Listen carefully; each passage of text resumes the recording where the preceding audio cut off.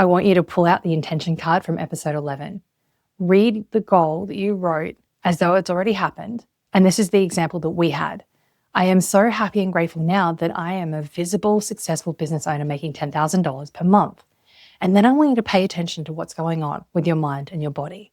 You might feel a little bit embarrassed, even reading it when no one else is around. Maybe you can feel tightness coming in, or there might be that little voice, the one that hangs out in your shoulder, yammering in your ear, going, yeah, bull dust. Welcome to Human Evolution, the podcast where growth gets real, patterns get exposed, and things start to look a little different. I'm Jodi, integrative neuroregulation coach and the founder of MindDrop. This is where we have the conversations that don't always get said out loud, unpacking emotional regulation, neuroscience, and the patterns shaping how you think, feel, and show up in the world, and what it really takes to change. For the self-aware, heart-led humans and high performers who are done running on autopilot and ready to live life on purpose. Let's go. If you read the intention and it lights you up, then that's beautiful. Use that. But this episode is about what happens when it doesn't. Over the past 2 episodes, we've completely pulled apart the manifestation conversation. In episode 11, we talked about manifestation being the outcome, not the method. And for people who begin with a clear vision, that process might move through desire, vision, intention, goals, and action before the outcome becomes manifest. That some people borrow belief from vision. But in episode 12, we opened up the other pathway, which is other people build belief from evidence. So one person can see that future and grow into it, but the other person starts growing first, and then the future kind of slowly comes into view or catches up with them. But underneath both of those pathways, the basic engine is still running. They're acting, so they're actually making a move, right? Doing something, action. They're gathering evidence. They're changing their beliefs through their experience. They're developing different skills, whichever that needs to be, and they're expanding their capacity within their nervous system. So they're becoming someone who can create and hold something that wasn't available to them before as this beautiful thing comes to fruition. So what happens when you have the desire and you can see the vision and you've written the intention, you know the goal, like all of these steps are done, right? But something inside you is still like pulling you in the opposite direction or slamming on the brakes. The intention card from episode 11 doesn't only show you where you want to go. Now, depending on what your reaction was, it can show you what still needs your attention. So let's bring that example back, all right? I am so happy and grateful now that I consistently make $10,000 per month because of the way I've been showing up, serving my clients, and building my business. This goal was really, really important to me because it gave me financial stability, allowed me to support the people I love, and helped me build my business without sacrificing every other part of my life. The 3 actions I took were, and then you'd list the actions. So maybe you made offers consistently, followed up with warm inquiries, or reviewed your revenue each week. That's what we made as the example. On paper, it all makes sense. The CEO absolutely loves it. And remember, the CEO is your prefrontal cortex. It's the rational, conscious part of your brain that sets goals and is in control of executive functioning and those sorts of things. The CEO looks at $10,000 a month and says, excellent, we've got a plan. But as we know, it's only one of the showrunners. It doesn't run the whole building. Underneath it, the operating system is running its background check. So the operating system, remember, is your beliefs, values, and identity. It determines what fits, what feels possible, and what kind of person you understand yourself to be. So the intention says, I am visible, successful, and earning more money. And the operating system comes back with, no, you're not. People like us don't make that kind of money. Being visible gets you criticized, or worse, if the business grows, you'll have no life. More money means more pressure, not freedom. And if you become successful, people you love will think you've changed. You say you want freedom, but the version of success that you're picturing looks like even more responsibility. That's not freedom. And then the operating system does that background check, right? And goes, this doesn't match anything we currently know to be true. Then your guard dog and forecaster get involved. Remember, the guard dog is your brain's alarm system, and it's not checking whether the goal is logically good, and it's getting its information being fed from it from the forecaster, which is all about predictions.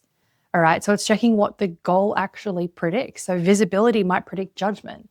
Growth might predict overwhelm, and a healthy relationship might predict the possibility of loss. Having more money might predict more responsibility, family conflict, or even becoming someone you were once taught not to trust. The conscious mind sees the reward, but the rest of your mind and body and your nervous system may be scanning for the cost of that reward. And that's why the intention can feel less like inspiration and more like you're lying to yourself. It doesn't mean that the vision is impossible or wrong. We know that we can think things into fruition and people can do extraordinary things. And this is something that you consciously are wanting, you're desiring. But there is definitely this conflict inside the building. I feel like we need to stop treating every internal objection like a negative thought that needs to be slapped with another affirmation. Because sometimes the objection that we're having is an old belief or a conditioned response. And it's one of the apps that are automatically running underneath our conscious thought. It can be a nervous system prediction based on an earlier experience that we've had in our lives.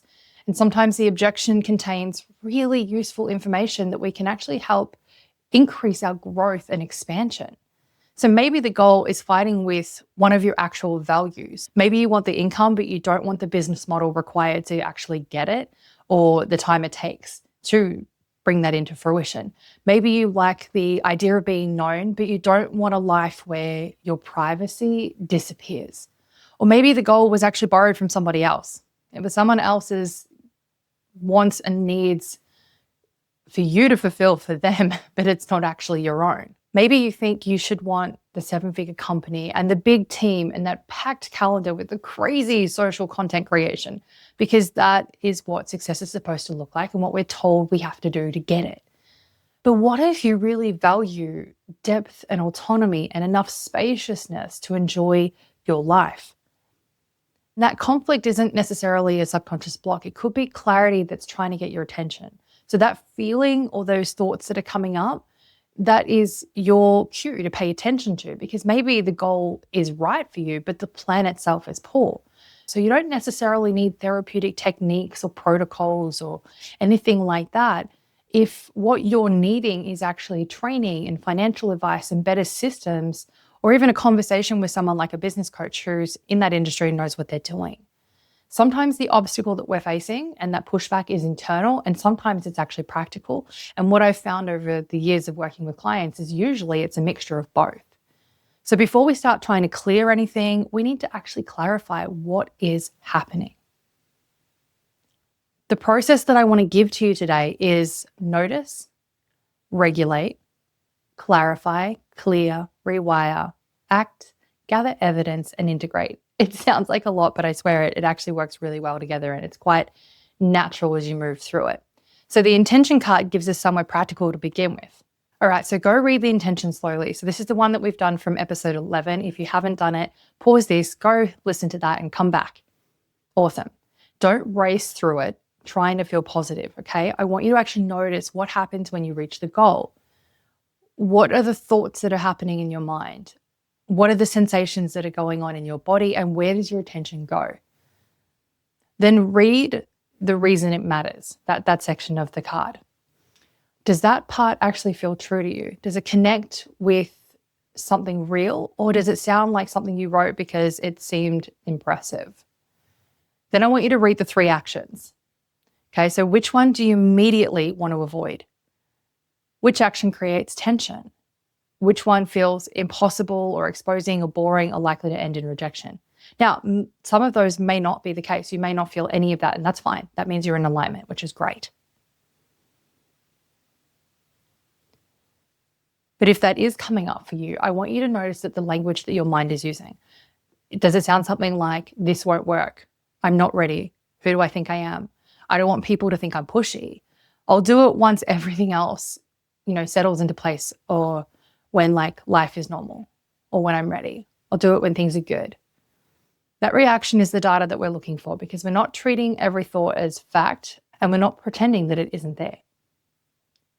The next step in the pathway is regulation. We want to make sure that we're in a regulated space. So remember that this is our green zone where we can have a little bit of activation and a little bit of deactivation happening, but we're in a good space. We have enough choice around it to be able to sit with those emotions, because you can't investigate this internal conflict properly if your whole entire system is basically going danger, Will Robinson, danger, and trying to escape it.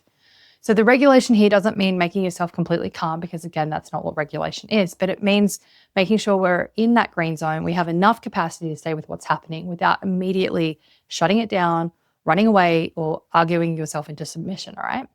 So that might mean you need to do some grounding or some breathing techniques, or orientation to the room is another really great one you could do. It could mean that you need to move your body, go out for like a quick 5-minute walk, or do some push-ups on the floor or something like that.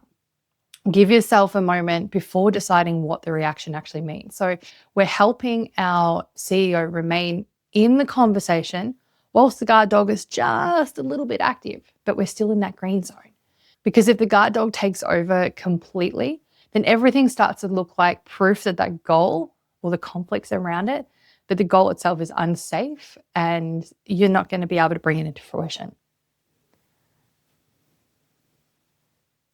Then we're going to clarify it. So I want you to ask yourself, is this goal genuinely mine to begin with?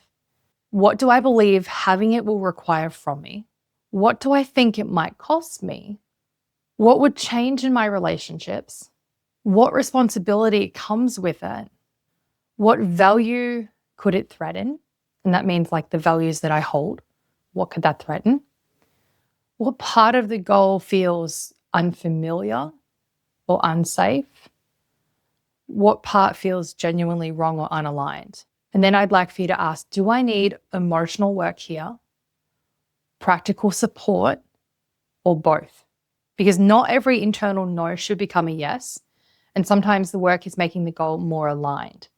Maybe you don't want $10,000 per month if it requires you to do double the work hours, but you do want $10,000 per month through a different offer structure or better pricing or a smaller number of clients, or maybe even a scalable product. So the desire and the want isn't wrong, but it's the pathway that was conflicting with what actually mattered to you. So that clarification and going through that process lets you keep the outcome while changing the way you intend to create it. And that's just bringing you into alignment. But it also gives you permission to let it go if it was never really yours to begin with or not really aligned to what you're wanting. Once you know you're working with an emotional pattern, an old association, or a nervous system response, then we can begin clearing some of that charge that's around it. This is one of the places where tapping, like EFT tapping, you may have seen it, one of my favorite modalities, can become really useful. Tapping does not manifest the outcome for you by any means. It doesn't make money magically appear or anything like that, okay? But what it can do is give you a bit of a structured way to acknowledge what is presently within you emotionally while working with the emotional and physiological like activation that's attached to it. So instead of repeating, I love being visible, I love being visible, I love being visible as an affirmation or a mantra, when your whole entire body is like, I don't want to be visible. We would say something like, even though parts of me want to grow this business, another part of me is scared of what happens if people really see me. And these would be set up statements. So you'd actually be on the side of your hand here, tapping along as we say this. So it would be, even though I want more money, I'm worried it will mean more pressure and that everyone will need something or want something from me. So you're not actually endorsing the fear. It sounds a little bit like that because we're taught not to focus on the negative, right? But tapping's a little bit different. What we're doing is we're actually bringing it into the room and we're acknowledging that there's something happening within us. Tapping combines focused attention on the issue or the concern or the problem or the block or whatever it is that's coming up, that emotional stuckness, with a repetitive physical process, which is the physical tapping, that can actually help some people stay present within their body while the emotional intensity begins to shift. So we're not looking to force the guard dog to shut up here. It's more like we're giving it space to acknowledge what it's feeling. But we're also giving that guard dog a different experience whilst the topic itself is more active. So the outcome can be held in awareness without the same level of like the alarm, the threat that happens. So as the emotional charge changes whilst you're tapping, you can often see the belief and things around it a little bit more clearly. You get some space, which is really good.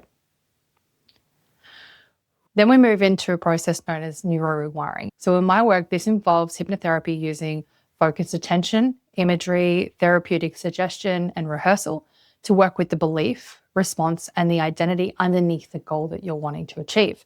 Again, the rewiring process doesn't cause the manifestation to arrive, but it does help us work at a different level than our ordinary conscious conversations. Once we've clarified the conflict and we've reduced some of that emotional charge around it, the rewiring gives us an opportunity to update the old app and install something that's more appropriate for the person or the environment that you're in now and the goal that you're going after. The new belief needs to be usable, needs to be believable. So leaping straight from I'm terrified of being seen to I love being seen by millions of people, that's gonna more than likely be way too big for your mind and body to actually accept. Your operating system is gonna be like, A more useful bridge though could be I can become more visible while remaining grounded and discerning. The goal isn't to create like a prettier sentence or the complete unrealistic opposite. It's to build the belief that and response that our whole entire mind and body can actually start practicing. So we're going to go back to that intention card again. And what were the 3 actions that you identify? I want you to pick one. The internal work that we're doing is meant to make the new action more available. It's not a substitute for action.